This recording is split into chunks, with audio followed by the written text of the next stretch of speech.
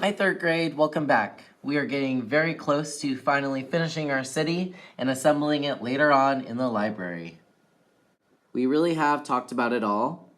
We've talked about modern, contemporary, traditional. We talked about residential areas. We talked about areas where it could be a certain zone, like residential, where buildings are small or low density, or maybe they are super tall skyscraper apartments, and that could be high density because so many people live there.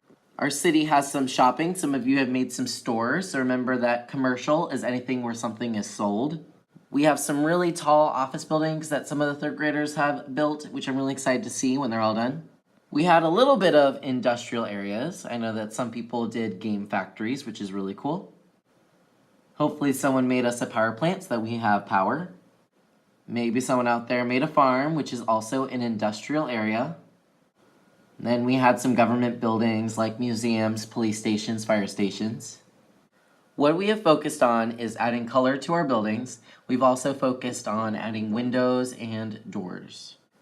I love that we are being very neat with this project and going back and making sure that things are not translucent and that they are opaque.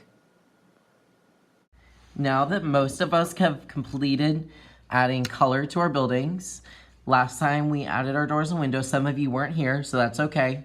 You'll have some time to do that today.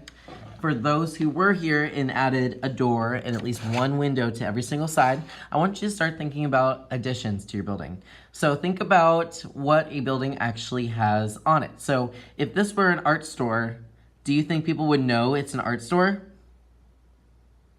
I hope you said no. Could anyone raise their hand and tell me why no one would know that this is an art store?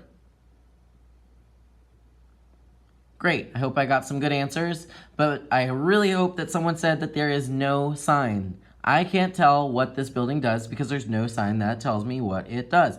Just like a Chase Bank has a Chase in front of it, a Walmart has a Walmart sign, yours might need a sign to tell us what it is. Now, if it's a house, maybe it needs a house number, maybe there's a mailbox. There has to be something connected to your building that helps people understand what it does.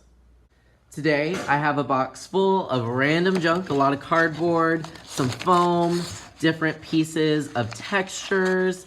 A lot of them look like bricks or maybe, I don't know, a bamboo house. You name it, I got it. If there's something I don't have today, you can always ask for it and I can see what I have. You were also allowed to bring things from home. So some people brought Hot Wheels to put in front of their house or glue on top of their house. I will talk about what we'll be doing today.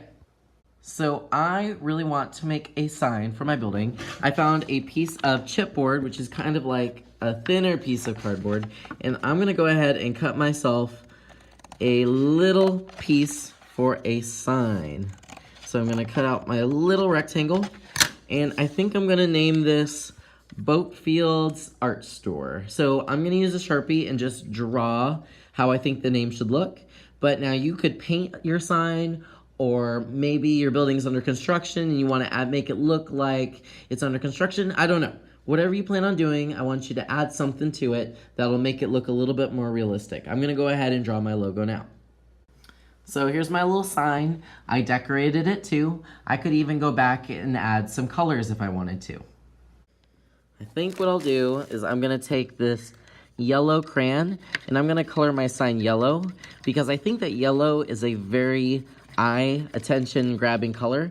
So I think that if this were a real building in the city, that people would want to shop at my store because the sign was so obvious and it got your attention. All right, so it's time to start thinking about where my sign should go.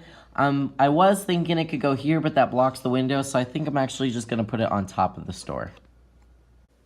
So over here is where I will have hot glue. You're welcome to use the glue on the table, but for some things, especially cardboard, sometimes you just need a little bit of hot glue to really get something to stick. So once you have something that is completely done, like a sign, please don't just give me random things to put on your building. I want you to actually think about this.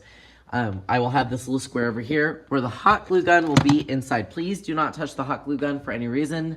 I am going to be the master of the glue gun. Please ask me if you need something to hot glue and I can do that for you. What I'll usually do is I will put a little bit of hot glue down. So I'll press my trigger, put it down just a little bit, and then I will attach your piece right on top.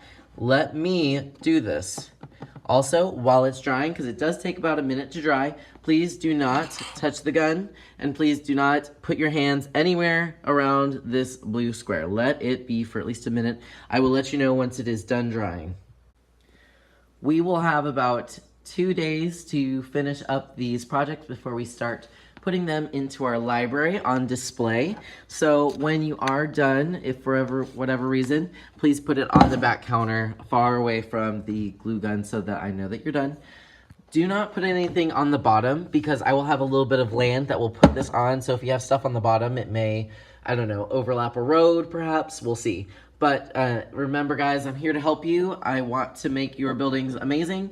So please let me know your ideas and I will try to think of a way to make them awesome. I hope you guys have a great day. Please follow instructions, be safe, and I'm excited to see what these will look like.